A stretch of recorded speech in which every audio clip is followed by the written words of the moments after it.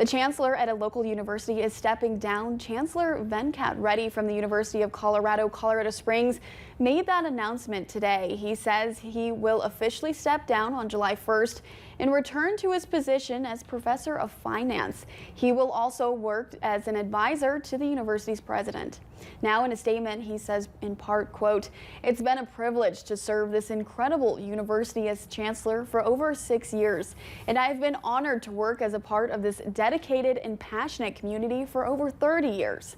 And Colorado University's 5th Congressional District Regent Ken Montera says in part, "We will soon welcome new leadership and are excited about what is to come for UCCS. Undoubtedly, the next campus chancellor will continue to advance the vision of broadening access to higher education for the benefit of Southern Colorado and beyond."